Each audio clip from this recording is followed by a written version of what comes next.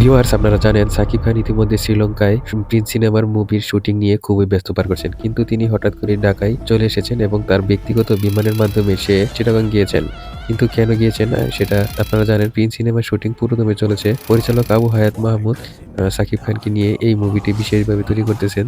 আর আপনারা জানেন সাকিব খান নিজেকে সুন্দরভাবে এমনভাবে গড়ে তুলেছেন যা আসলে তার কোনো ভুল ত্রুটি বা তার জনপ্রিয়তা দিনকে দিন তার অভিনয় সবকিছুই ভালো এবং সুদূরপ্রসারী হয়েছে এবং বিভিন্ন দেশে তার সুনাম ছড়িয়ে পড়েছে।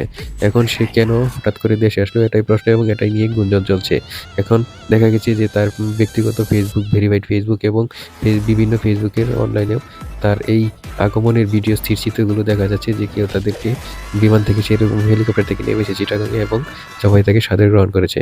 তবে এর পিছনের কারণ হলো সে একটি বিশেষ শিল্প প্রতিষ্ঠানের ব্র্যান্ড অ্যাম্বাসেডর হিসেবে নিয়োগ হয়ে জয়েন করেছেন এবং তাদের সেইটার ভিডিওই তিনি প্রকাশ করেছেন। তবে প্রিন্স সিনেমা শুটিং চলছে, তিনি আবার ব্যাক করবেন শ্রীলঙ্কায়। অবশ্যই এ ধরনের নিউজ পেতে আমার সাথে থাকবেন এবং অবশ্যই সাবস্ক্রাইব করে পাশে রাখবেন, শেয়ার দিয়ে সবাইকে দেখার সুযোগ করে দিবেন। কী ধরনের ভিডিও চান অবশ্যই কমেন্টে জানাবেন।